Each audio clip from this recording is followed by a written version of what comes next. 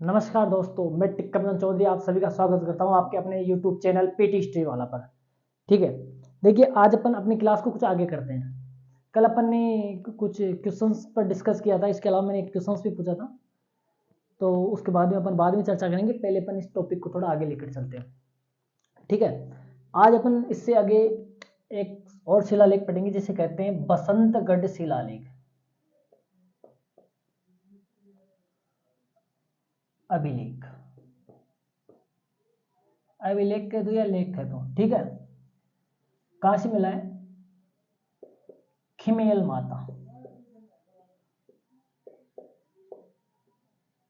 मंदिर। कहां पर? सिरोही। कहां से मिला है? सिरोही से मिला है, ठीक है। इसे सेमकरणी माता भी कहा जाता है, सेमकरी माता। ठीक है, कोई डाउट नहीं कि कहां से मिला है, खिमेल माता या सेमकरी माता। ठीक है, माउंट आबू सिरोही से मिला है। अब देखो इसमें आगे क्या है। ये जो अभिलेख है ये विक्रम संवत 682 का है। कब का है? विक्रम संवत 682। अब मैं इसको अगर ईस्वी में कन्वर्ट करूं तो आपको पता है विक्रम संवत की शुरुआत कब हुई थी? सब आसानी से देखो, इसको आसानी से सोल्व किया जा सकता है। कई बार विक्रम संवत आ जाता है, शक संवत आ जाता है, तो आपको ध्यान रखने की चीज है जब भी विक्रम संवत आए तो आपको पता है विक्रम संवत की शुरुआत कब हुई थी? 57 ईसा पूर्व। कब हुई थी? 57 ईसा पूर्व हुई थी। तो आप इसमें से 57 वर्ष क्या कर दो, लेस कर दो, तो आपकी ईस्वी आ जाएगी। तो मैंने 682 में से 57 वर्ष लेस किए, कितना आया? 625 ईस्वी। तो मैं ये भी कह सकता हूं कि जो अभिलेख है कब का है? 625 ईस्वी का है। कब का है? 625 ईस्वी का है। अगली बात, इस अभिलेख का लेखक कौन है? द्विजन्मा।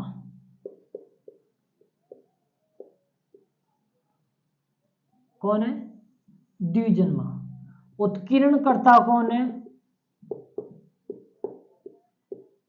नागमुंडी। कौन है उत्कीर्णकर्ता? नागमुंडी है। ठीक है, अब आगे देखते हैं अपन।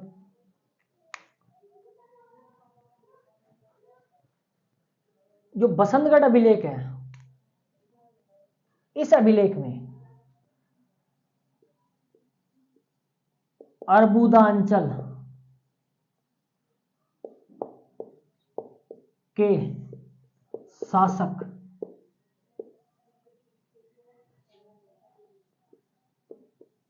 राजा वर्मलात का उल्लेख।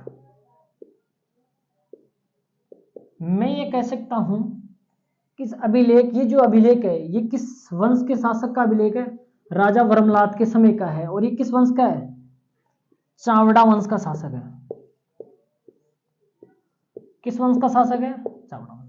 आपने पढ़ा होगा राजस्थान के इतिहास में, जैसे अपन आगे पढ़ेंगे वंशों के बारे में पढ़ेंगे तो आपको पता चलेगा कि जो चावड़ा वंश के शासक थे उन्होंने माउंट आबू और उसके आसपास के क्षेत्रों पर शासन किया था।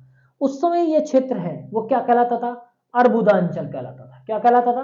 अर्बुदांचल कहलाता था। कभी कभी सीधा क्वेश्चन पूछा जाता है अर्बुद देश या अर्बुदांचल किसे कहा जाता है? तो माउंट आबू और उसके आसपास के क्षेत्र को क्या कहा जाता है? अर्बुदांचल या अर्बुद देश कहा जाता है। अब आगे बात देखो, सबसे इंपॉर्टेंट बात है, देख पहली बात तो यह है कि राजा वर्मलात के समय का है। राजा वर्मलात किसके वंश का है? चावड़ा वंश का है। ठीक है, इसके अलावा इसमें रज्जिल का और रज्जिल के पुत्र का भी उल्लेख है। ठीक है, जो ही चावड़ा वंश का शासक था रज्जिल और उसके पुत्र का भी उल्लेख है। सबसे इंपॉर्टेंट बात है बसंतगढ़ शिलालेख की कि इसमें सामंत प्रथा की जानकारी मिलती है। इसमें क्या मिलती है? इस लेख में सामंत प्रथा, फ्यूडलिज्म, किसकी? फ्यूडलिज्म की जानकारी मिलती है। सामंत प्रथा की जानकारी मिलती है। किसकी जानकारी मिलती है? सामंत प्रथा या फ्यूडलिज्म जिसे कहा जाता है उसकी जानकारी मिलती है। अब ध्यान रखने की बात है, सबसे इंपॉर्टेंट एक तो ये पॉइंट और है इस अभिलेख का कि इस अभिलेख में पहली बार राजस्थानियादित्य नाम से एक शब्द का उल्लेख हुआ है। किस नाम से? इस अभिलेख में एक नाम का उल्लेख हुआ है जिसे कहते हैं राजस्थानियादित्य। किस नाम से हुआ है? राजस्थानियादित्य नाम से हुआ है। यानी कहने का मतलब राजस्थान शब्द का अभिलिखित पहला साक्ष्य क्या है? ये आपका बसंतगढ़ शिलालेख है। जब आप राजस्थान के नामकरण के बारे में पढ़ोगे या राजस्थान के जब नामकरण की अपन चर्चा करते हैं तो अपन पहले ये सोच जुटाते हैं कि राजस्थान का नाम आया कहां से। तो उसका पहला अभिलेखिक साक्ष्य कहां से मिला है? बसंतगढ़ अभिलेख से मिला है। कहां से मिला है? बसंतगढ़ अभिलेख से मिला है। ये संस्कृत भाषा का अभिलेख है, सीधी सी बात है, ठीक है। और इसमें किस नाम से राजस्थान का नाम दिया गया? देखो ये फिक्स, इसे देखो, इस पर शोध किया गया कि राजस्थान किसी जगह का नाम है या किसी का, तो ये अभी तक कंफर्म नहीं हो पाया है। इस पर अभी भी विवाद है कि राजस्थान के भूभाग के लिए नामकरण किया गया है या किसी और के लिए किया गया है। हो सकता है किसी और के लिए हो या किसकी उपाधि के लिए, उपाधि के रूप में इस्तेमाल किया गया हो, लेकिन राजस्थान नाम से एक शब्द उत्कीर्ण किया गया है इस अभिलेख में। वो क्या नाम है? राजस्थानियादित्य, ठीक है। फिर एक बार आप बसंतगढ़ अभिलेख के बारे में पढ़ सकते हैं। देखिए ध्यान से देखना इस बसंतगढ़ अभिलेख में। पहली बात तो ये मिला कहां से है? खिमेल माता मंदिर सिरोही। अब इसे खिमेल माता का दूसरा नाम है क्या? सेमकरी माता। हो सकता है तुम्हारे से बसंतगढ़ अभिलेख किस मंदिर से मिला है, तो सेमकरी दे दे, खिमेल माता ने देकर सेमकरी दे दे, तो आप दोनों चीज ध्यान रखोगे, खिमेल माता का मंदिर या सेमकरी माता का मंदिर। ये कहां से मिला है? माउंट आबू सिरोही से। अब ये अभिलेख किस समय का है? तो विक्रम संवत की बात करें तो ये 682 का है, और ईस्वी की बात करें तो 625 ईस्वी का। कल ही अपन ने बात की थी विक्रम संवत की, तो ठीक है। जिसे मालव संवत कहते हैं राजा मालवा के राजा विक्रमादित्य ने शकों पर विजय के उपलक्ष्य में इसको क्या किया था? इस संवत को जारी किया था। तब से विक्रम संवत भारत के एक राष्ट्रीय पंचांग के रूप में या राष्ट्रीय कैलेंडर के रूप में इस्तेमाल किया जाता है। लेखक द्विजन्मा है, इसका उत्कीर्ण करता क्या है? नाग मुंडिये, ठीक है। इस अभिलेख के सबसे महत्वपूर्ण जानकारियां क्या है, क्या सोर्स मिले इससे? एक तो अर्बुदांचल के नामक शब्द की जानकारी मिली है, जो कि माउंट आबू और उसके आसपास के क्षेत्र को क्या कहा जाता था? अर्बुद देश या अर्बुदांचल कहा जाता था प्राचीन काल में। पहला पॉइंट तो ये क्लियर होना चाहिए। दूसरा, यहां पर किस वंश का शासन था? चावड़ा वंश का शासन रहा है, ठीक है। चावड़ा वंश के किस शासक के समय का यह अभिलेख है? तो राजा वर्मलात के समय का अभिलेख है, ठीक है। इसके अलावा इसमें और कोई शासकों को उल्लेख हुआ है नाम? बिल्कुल हुआ है। चावड़ा वंश के शासक एक तो रज्जिल और उसके पुत्र सत्यसुर का भी उल्लेख हुआ है। तो मैं कह सकता हूं इसी वंश के शासक रज्जिल के पुत्र सत्यसुर का भी उल्लेख हुआ है। रज्जिल और सत्यसुर का भी उल्लेख हुआ है। और इस अभिलेख को अगर याद करने का एक ही फिक्स पॉइंट है, इसके दो चीजें जरूर ध्यान रखना। पहला तो इसमें फ्यूडलिज्म की जानकारी मिलती है, यानी सामंत प्रथा का पहला उल्लेख, ठीक है। दूसरा, राजस्थानियादित्य नाम से एक राजस्थान के लिए पहला नामकरण यहीं से देखने को मिलता है। आगे चलकर यही राजस्थान इसी नामकरण के आधार पर एक नाम और बन गया अपने राजस्थान के लिए। वो किस नाम से जारी हुआ? राजस्थान। और राजस्थान नाम को आपको पता है कब वैधानिक दर्जा दिया गया? तो आपको पता होगा 26 जनवरी 1950 को जब राजस्थान का एकीकरण चल रहा था, पांचवा चरण चल रहा था, उस चरण में क्या कर दिया गया? राजस्थान के लिए राजस्थान शब्द को वैधानिक मान्यता दे दी गई। अब देखो आगे की बात, बसंतगढ़ शिलालेख, आप इसको स्क्रीनशॉट ले सकते हो। यस, सभी ने उतार लिया होगा, यह स्क्रीनशॉट ले लिया होगा। अब चलते हैं आगे।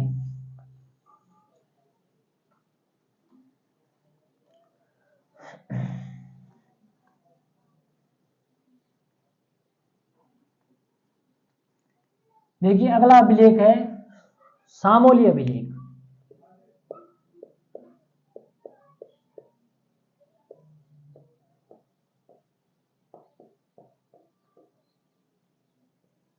कहां से मिला है? सामोली गांव,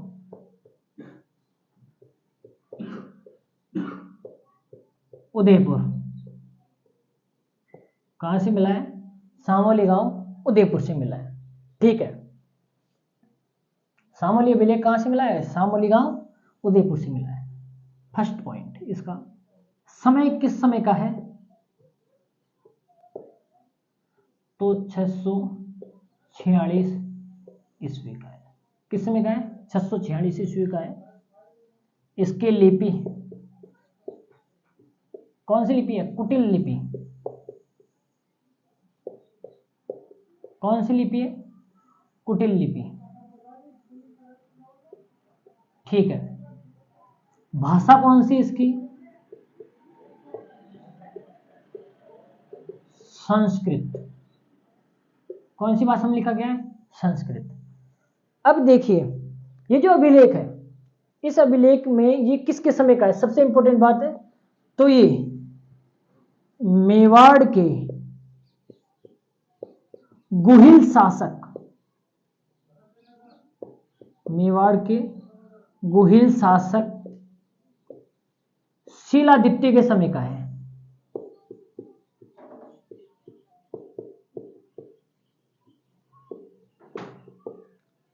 किसके समय का है? शीलादित्य के समय का है। 646। देखो मैंने कल ही बताया था आपको कि भाई जो अभिलेख है वो क्यों महत्वपूर्ण है। अभिलेखों का महत्वपूर्ण होने का एक महत्वपूर्ण कारण है क्योंकि इसमें समय का उल्लेख है। जब जब समय का उल्लेख होता है तो किसी भी वंश की अपन जो वंश वृक्ष है उसको और उसके समय को अच्छी तरह से डिसाइड कर सकते हैं, भाई किस शासक ने कहां तक शासन किया है। ये अभिलेख उसी की जानकारी अपन को क्या कराते हैं? उपलब्ध कराते हैं। तो इससे क्या होता है? इस तिथि से मेवाड़ के शासकों का समय निश्चित करने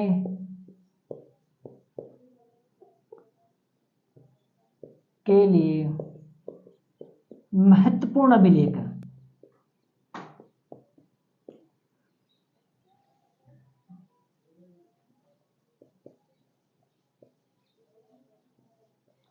मेवाड़ वंश की जो समय सारणी है उसको निश्चित करने के लिए इस अभिलेख का महत्वपूर्ण योगदान है, क्योंकि ये किसके समय का है? गुहिल वंश के शासक शीलादित्य के समय का है। ठीक है। आपने ये तो सुना ही होगा कि मेवाड़ की दो शाखाओं ने शासन किया, एक तो गुहिल और एक कौन सी? आपकी राणा शाखा ने। कौन सी शाखा ने? राणा शाखा, जिसे सिसोदिया शाखा भी कहते हो आप। ठीक है। तो ये गुहिल शाखा को उसके समय को निश्चित करने में महत्वपूर्ण योगदान रहा है किस अभिलेख का? शामली अभिलेख का। उसके समय के आधार पर इतिहासकारों ने शीलादित्य के समय को निश्चित किया है। अगला पॉइंट, इस अभिलेख में कुछ महत्वपूर्ण नामों का जिक्र किया गया है। इसके अलावा ये अभिलेख मेवाड़ की सामाजिक, आर्थिक और राजनीतिक जानकारी भी देता है। यानी उस समय जो सामाजिक व्यवस्था कैसी थी, राजनीतिक व्यवस्था कैसी थी, यहाँ के शासक कौन थे और यहाँ की धार्मिक व्यवस्था कैसी थी, धर्म कैसा था, यहाँ के लोग किस धर्म के अनुयायी थे, किस धर्म को मानते थे, इन सभी की जानकारी कौन सा अभिलेख देता है? शामली अभिलेख। तो मैं ये कह सकता हूं कि यह अभिलेख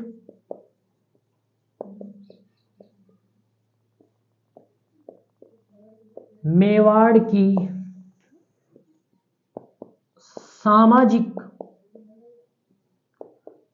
आर्थिक व सामाजिक, आर्थिक, राजनीतिक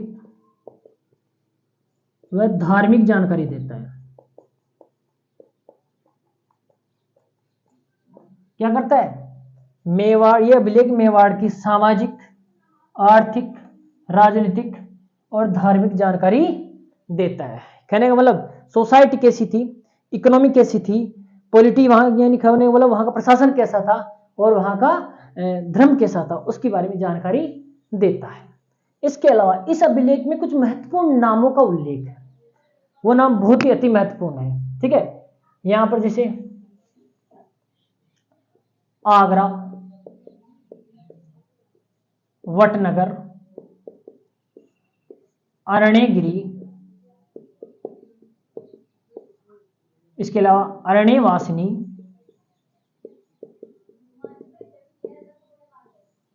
और महत्तर नामों का उल्लेख हुआ है। किसका? आगरा का, वटनगर का, अरण्यगिरी का, अरण्यवासिनी और महत्तर नामों का उल्लेख इस अभिलेख में मिलता है। इसके अलावा इस अभिलेख में यह भी जानकारी दी गई है कि जो मेवाड़ में जो सीसे जस्ते की खाने हैं और तांबा की खाने हैं, उनमें खुदाई कार्य या उन खानों में कार्य, उन जो कि माइंस थी, उन माइंस में कार्य करना कब से प्रारंभ हो गया था? इसी समय से हो गया था। कहने का मतलब यहां से सीसा जस्ता तांबा कब से निकालना प्रारंभ कर दिया गया था? शिलादित्य के समय कर दिया गया था। हो सकता है उन्हीं खानों को ये नाम दिए गए हों, वटनगर, अरण्यगिरी, अरण्यवासिनी या महत्तर, कुछ नाम उन्हीं के लिए दिए गए हों। क्योंकि आपको पता है कि जो मेवाड़ है, मेवाड़ में सीसा जस्ता और तांबे की बहुत खाने हैं। आपने सुना होगा देबारी, मोचिया मगरा, बहर और मगरा, जा और माला, बहुत बड़ी बड़ी खाने हैं जहां से सीसा जस्ता निकाला जाता है, जो कि राजस्थान में सबसे ज्यादा, राजस्थान नहीं भारत में सबसे ज्यादा मात्रा में सीसा जस्ता यहीं से निकाला जाता है। ठीक है, फिर से सामोली अभिलेख के बारे में पढ़ते हैं। सामोली अभिलेख कहां से मिला है? सामोली गांव उदयपुर से मिला है। इसका समय क्या है? 446 ईस्वी है। इसकी लिपि क्या है? कुटिल लिपि है। इसकी भाषा संस्कृत है। और मैंने आपको बताया कि राजस्थान के प्राचीन अभिलेखों की भाषा क्या रही है? संस्कृत रही है। मध्यकालीन अभिलेखों को जैसे पढ़ेंगे तो संस्कृत के साथ साथ उन अभिलेखों की भाषा क्या रहेगी? उर्दू, फारसी और इसके अलावा राजस्थानी भाषा में भी अभिलेख लिखे हुए मिले। ठीक है, जैसे जैसे अपन मध्यकालीन राजस्थान में चलेंगे तब तब की बात है ये। ठीक है, इसमें मेवाड़ के गुहिल वंश के शासक शिलादित्य, ये जो अभिलेख है किसके समय का है? मेवाड़ के गुहिल शासक शिलादित्य के समय का है। अगला पॉइंट, इस मेवाड़ के शासकों के समय को निश्चित करने में लिए महत्वपूर्ण अभिलेख है। कहने का मतलब मेवाड़ के शासकों के जो समय है उस समय को निश्चित करता है ये अभिलेख। और इसी अभिलेख में मेवाड़ की सामाजिक, आर्थिक, राजनीतिक और धार्मिक जानकारी मिलती है। और इसमें कुछ महत्वपूर्ण नामों का उल्लेख हुआ है। पूछा जा सकता है आपसे, भाई आगरा, वटनगर, अरण्यगिरी, अरण्यवासिनी और महत्तर नामों का उल्लेख किस अभिलेख में हुआ है? तो ये कौन सा अभिलेख है आपका? सामोली अभिलेख है। इसके अलावा मैंने अभी बताया आपको कि मेवाड़ में सीसा, जस्ता व तांबा निकालने का कार्य इस समय प्रारंभ हो चुका था। क्या हो गया था? मेवाड़ में सीसा, जस्ता और तांबा निकालने का कार्य किस समय प्रारंभ हो गया था? इसी समय प्रारंभ हो गया था। ये जानकारी किससे मिल रही है? ये सामोली अभिलेख से मिल रही है। ठीक है, ये था आपका सामोली अभिलेख। इसमें से कुछ भी पूछा जा सकता है, हो सकता है सामोली अभिलेख किस शासक के समय का है? तो शिलादित्य के समय का है सीधा। ये हाँ, कुटिल लिपि का जरूर ध्यान रख लेना। ये भी संस्कृत की इस्तेमाल की जाने लिपि है, कुटिल लिपि। ठीक है, उसका इस्तेमाल किया गया है इस अभिलेख में, तो ये महत्वपूर्ण है। कुटिल लिपि का इस्तेमाल, सीधा क्वेश्चन पूछा जा सकता है, राजस्थान का वह कौन सा अभिलेख है जिसमें कुटिल लिपि और संस्कृत भाषा का इस्तेमाल किया गया है? तो कौन सा है? सामोली अभिलेख है। स्क्रीनशॉट ले सकते हो आप। यस, सभी ने ले लिया होगा स्क्रीनशॉट।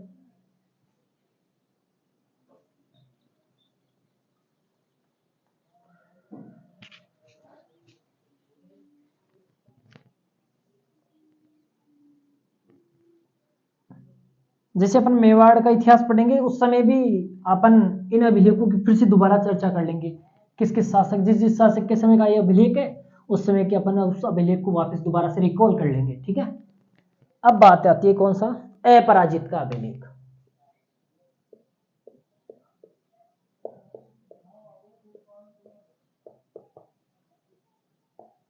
किसका अभिलेख? अपराजित का अभिलेख। कहां से मिला है? कुंडेश्वर मंदिर, नागदा, उदयपुर। कहां से मिला है? नागदा, उदयपुर। मंदिर कौन सा है? कुंडेश्वर मंदिर। ठीक है, आगे पॉइंट किस समय का है? ये 661 का है। किस समय का है? 661 ईस्वी का है। इसका लेखक कौन है? दामोदर। कौन है? दामोदर है। देखो इस अपराजित के अभिलेख में क्या जानकारी मिलती है? देखो ये अपराजित मेवाड़ के गुहिल शासक था, तो मेवाड़ के गुहिल शासक अपराजित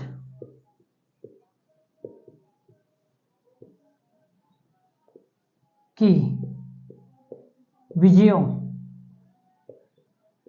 की जानकारी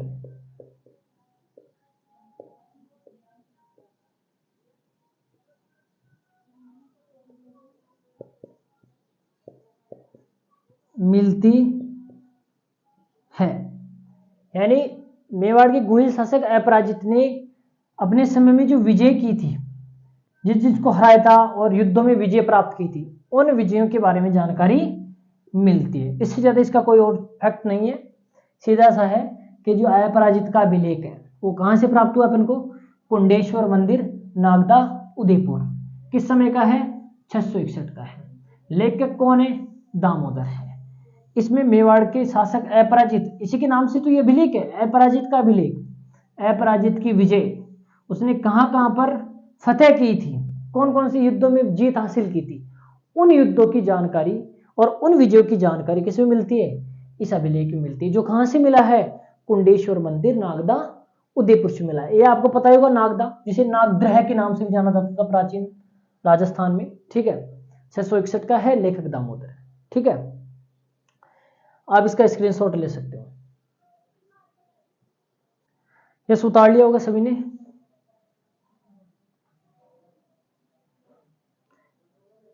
देखो यहां पर ये भी ध्यान रख लेना, इसके उत्कीर्णकर्ता यशोभट्ट था। कौन था इसके उत्कीर्णकर्ता? यशोभट्ट। अपराजित के अभिलेख का उत्कीर्णकर्ता कौन था? यशोभट्ट। लेखक दामोदर और उत्कीर्णकर्ता यशोभट्ट। ठीक है, अब बात करेंगे गोठ मांगलोद अभिलेख। कौन सा अभिलेख? गोठ मांगलोद अभिलेख। कहां से मिला है? दधी माता मंदिर। दधी माता मंदिर कहां पर है? गोठ मांगलोद नागौर में।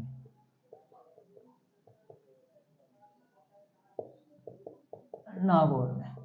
ठीक है, इस अभिलेख में एक तो विक्रम संवत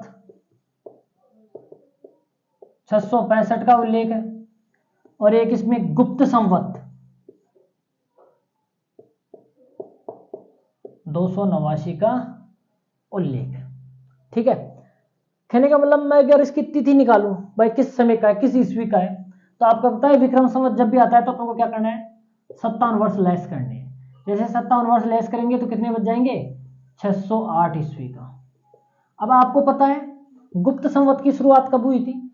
देखो गुप्त संवत की शुरुआत गुप्त वंश के शासक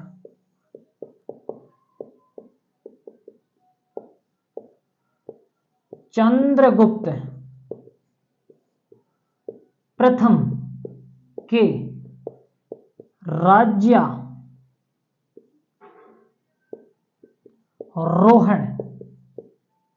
इसका राज्याभिषेक किया गया था जिस वर्ष राज्यारोहण के वर्ष से प्रारंभ हुई। गुप्तों का एक अपना संवत चला और वो कब हुई? 319 ईस्वी में। इसी गुप्त वंश को वल्लभी संवत भी कहा जाता है। क्या कहा जाता है? वल्लभी संवत भी कहा जाता है, क्योंकि जब गुप्त वंश का पतन हुआ तो गुप्त वंश के पतन के साथ ही क्या हुआ? इस संवत को अपनाने वाले कौन थे? वल्लभ के शासक, वल्लभी के शासक है। वल्लभी कहां पड़ता है? गुजरात में। तो गुजरात के शासकों ने इस संवत को अपना लिया, इस कारण ये गुप्त संवत वल्लभी संवत भी कहलाता है।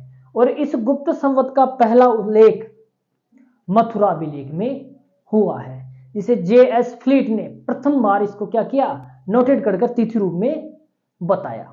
ठीक है, तो गुप्त संवत या गुप्त वंश के शासक चंद्रगुप्त प्रथम के राज्यारोहण के समय प्रारंभ की गई जो संवत था उसे गुप्त संवत कहा जाता है।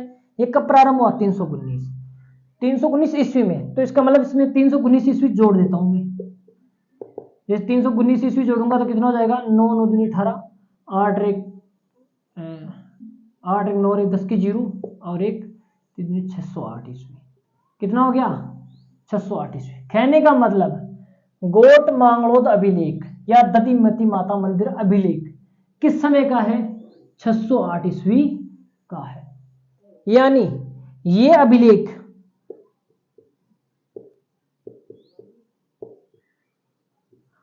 पश्चिमी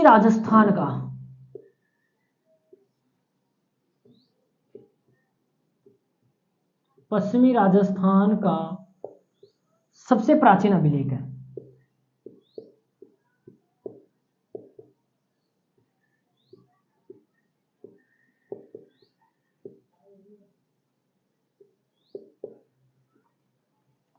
ठीक है, आपने पढ़ा ही है कि राजस्थान का सबसे प्राचीन अभिलेख कौन सा है?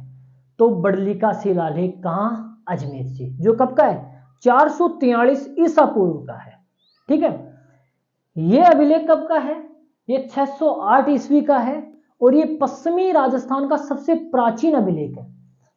ठीक है, ज्ञात प्राचीन अभिलेख। हो सकता है इससे भी पुराने हो लेकिन अपन को उपलब्ध नहीं हुई, अपन को कहीं पर प्राप्त नहीं हुए हो, लेकिन ज्ञात अभी तक उपलब्ध अभिलेखों में ये पश्चिमी राजस्थान का सबसे पुराना अभिलेख है। इसके बाद में कह सकते हैं राजस्थान का दूसरा ज्ञात पुराना अभिलेख कौन सा है? तो वो है बसंतगढ़ अभिलेख, जो अभी अपन ने जस्ट पढ़ाई है, जो कब का है?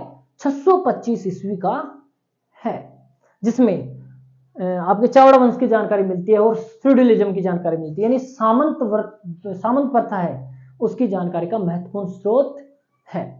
ये क्या है? गोट मांगलोद दधिमती माता मंदिर से प्राप्त हुआ है, 608 ईस्वी का है। इसमें विक्रम संवत और गुप्त संवत की जानकारी मिलती है।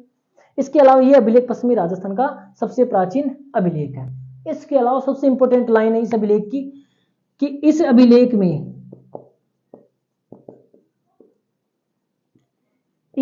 में गोट मांगलोद के आसपास के क्षेत्र को